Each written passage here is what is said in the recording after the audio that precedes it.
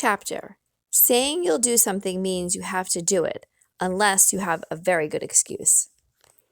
In front of me, Mom holds David's hand as we walk up the ramp to the clinic. It's warm enough for the park today, I say, glancing across the parking lot to the strip of sun-sparkled ocean gleaming between Coastal Marine Supply and Otis's Hardware. After I give Jason his words, can we go? If David's doing well, Mom says.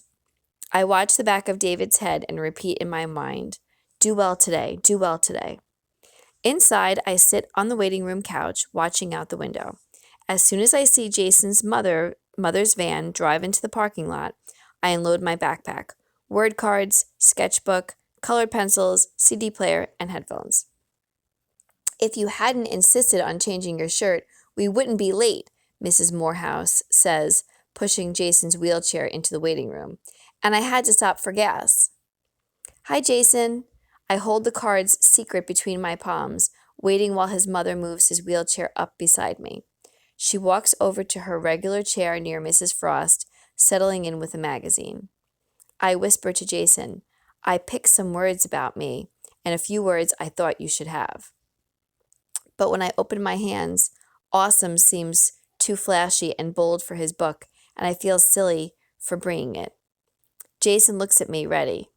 I wince, sliding the card into an empty pocket in his communication book. I drew fireworks, but my first choice for awesome would have been this. I offer my CD player to him. Jason doesn't take it. He sits there, his Adam's apple rolling as he swallows. Help on. I flash a look to his mother. It isn't far, she's saying to Mrs. Frost. 40 minutes or so. Maybe I can do this myself. I pull the headphones wide, hoping to drop them over Jason's ears, but as my hands come close, his hair tickles the underside of my wrist and surrounds my fingers. I hold my breath to keep from yanking my hands away as I position the headphones. Placing the CD player on his communication book, I push play. Jason startles. Sorry, I roll the volume down, way down.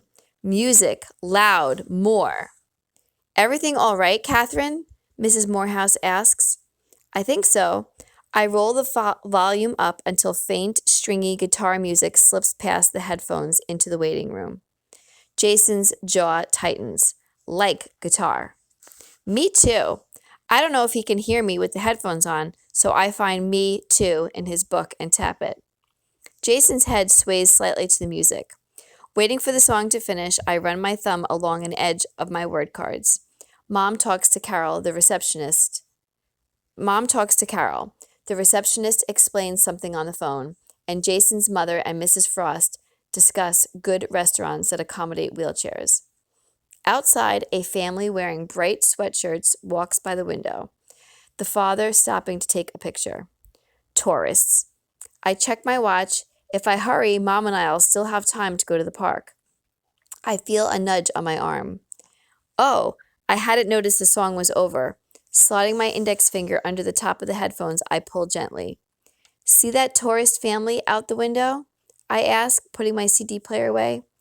I think they're a good luck sign that summer is here. I hunt through my stack of cards to find the word I want, good luck for the most.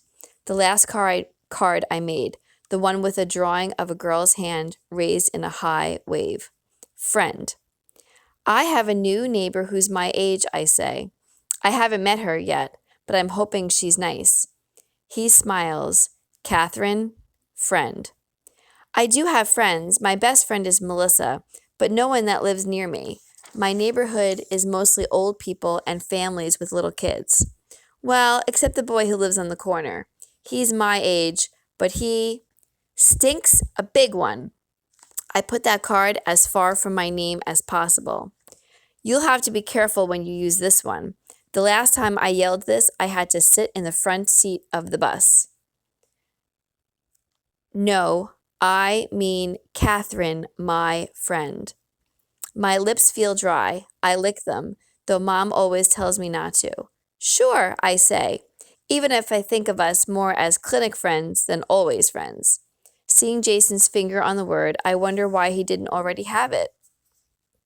And this is a guinea pig. I wait for his hand to move. I have 2 of these at home. Their names are Cinnamon and Nutmeg. And I'll put guinea pig right here next to sandwich because eating is what they like best. I slide the card into the pocket. And I thought you might want gross. This lady I drew is eating cereal. But do you see this white thing on the spoon? It's a maggot. Jason curls his upper lip. It's even worse because it's half a maggot. I add the card to his book.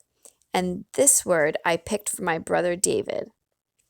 My other cards have the word printed small at the top, but the tall block letters of rule fill the card. David loves rules, so I use those to teach him. What? Rule? I usually don't share my rule collection with anyone but David, but Jason's different. David doesn't learn from watching other people, so I have to teach him everything. I opened my sketchbook to my rules for David, figuring it's easier to show than explain. Rule: take your shoes off at the doctor, but at the dentist, leave them on. Rule: if you want to get out of answering something, pretend you didn't hear. Rule: if someone is holding something you want, ask if you can have a turn. David has his own rules too, I say, but those rules don't make sense to anyone but him. What? Those rule. I sigh. David's got lots. One is the cellar door always has to be shut. Even if I'm only going downstairs to grab something, he'll race over and shut the door. Once he even locked it, and I got stuck down there with a whole bunch of spiders until Mom heard me yelling.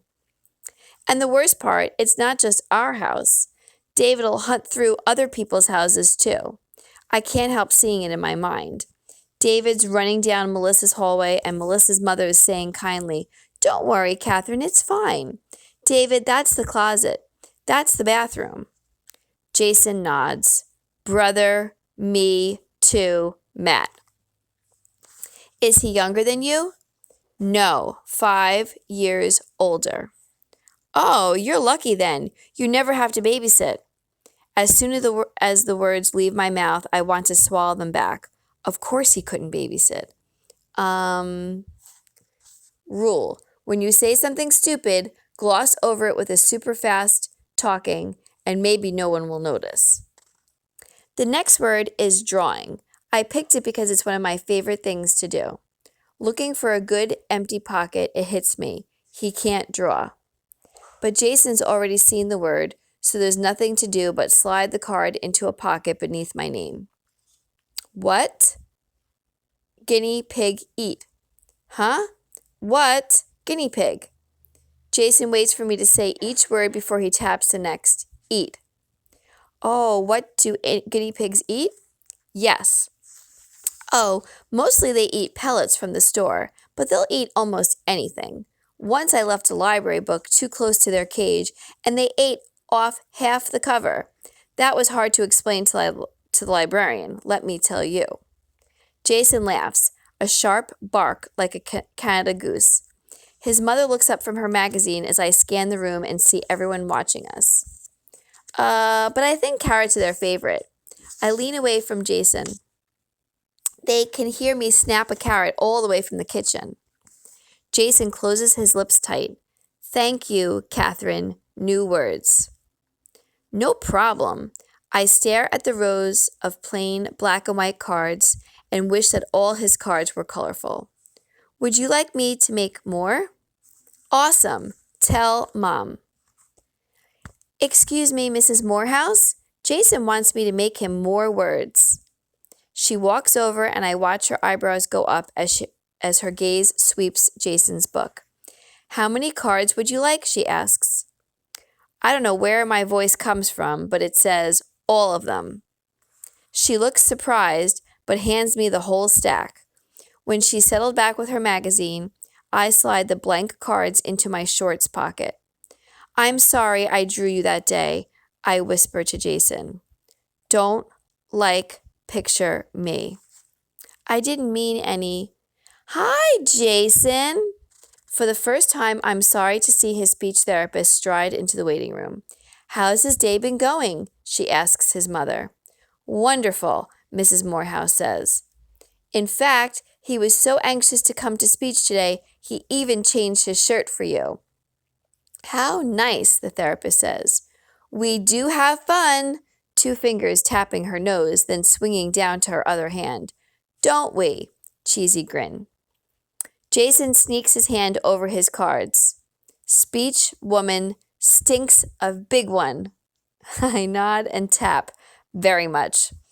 As his therapist pushes his wheelchair toward the corridor, Jason glances back at me.